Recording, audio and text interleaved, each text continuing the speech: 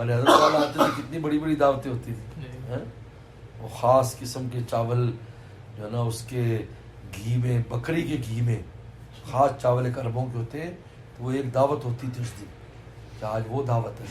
پوری 200-150 کا جو مجمع ہوتا ہے اس سب کے لیے وہ آتی تھی. خاص چاول کی وہ مدینہ کی جو بکریاں ہیں ان کے گھی میں بنتے ہیں وہ چاول بنتے تھے. خاص اس کا نام اس ڈش کا نہ ہوتی تھی. اس دن خوب ڈٹ کے کھاتے تھے. نور ہی نور ہے، جتنا بھی کھا لیں. نور میں تو نہ دیکھیں کہ تھوڑا کھایا ادب اداب کھانے کے وہاں رکھے ڈائٹنگ والا پلان. یہاں ڈائٹنگ پر یہاں تو نور ہی نور ہے، سب مہمانی ہے. تو مہمانی ہے تو خوب کھاؤ. اور ویسے نقصان بھی نہیں. مکہ شریف میں پیغمبر فرمایا، بخاری کی حدیث ہے کہ مکہ شریف میں گوشت نقصان نہیں دے گا. کیونکہ حضرت ابراہیم علیہ السلام نے دعا دی تھی. کیونکہ جب گھر پر آئے، جب پہلے آئے اسماعیل السلام نہیں تھے تو آ کر ان کی اہلیہ سے پوچھا کیا حال ہے. انہوں نے کہا یہ بڑی تنگی تکلیف ہے. انہوں نے میرا سلام کہنا اور انہوں نے کہنا کہ اپنی چوکھٹ تبدیل کر لی. تو انہوں نے خوشبو سونگھ لی. انہوں نے کہا یہ کون آیا تھا؟ والد کی خوشبو آئی. ان کی اس طرح ایک بوڑھے بزرگ آئے تھے اور انہوں نے تو کوئی پیغام کہا جا میں نے تو طلاق دے دی. میں شکری کی نا. پھر دوبارہ تشریف لائے تو پھر وہ گئے ہوئے تھے کہیں شکار وغیرہ کرنے.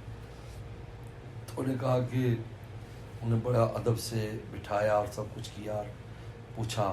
تو انہوں نے پوچھا کیا تمہارا کھانا؟ کہا کہ گوشت کھاتے ہیں ہم. اللہ اس میں برکت کر دیں گے گوشت میں. کہا میرا سلام کہنا اور ان کو کہنا کہ اپنی چوکھٹ کو سنبھال کے رکھے. تو پھر کہا آئے تو کہا کہ یہ کون آیا تھا؟ ان کا اس طرح بوڑھا. کہا میرے والد تھے. کیا پیغام دیا؟ کہ چوکھٹ سنبھال کے رکھ. کہا کہ تیرے بارے میں کہا ہے کہ میں تیری قدر کروں، تیری سنبھال کے رکھوں. شکریہ.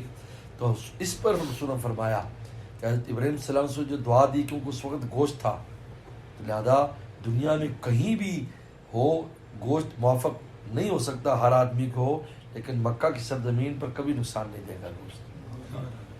اور مدینہ شریف میں رسول اللہ ہر چیز کے بارے میں دعا فرمائی تو وہاں ہر چیز موافق ہے. کوئی بھی کھاؤ، لکڑ پتھر بھی ہضم، دمبا بکرا بھی ہضم. اور مسلم ہر چیز کے لیے دعا، ان کی کھجوروں کے لیے دعا، دودھ کے لیے دعا، بیجوں کے لیے دعا، اناج کے لیے دعا، گوشت کے لیے دعا، ہر چیز کے لیے دعا دیا. کتنا فرق ہے دونوں کے. لیکن یہاں یہ موافق ہے. گوشت کھائے تو کچھ نہیں ہوگا. تو بہرحال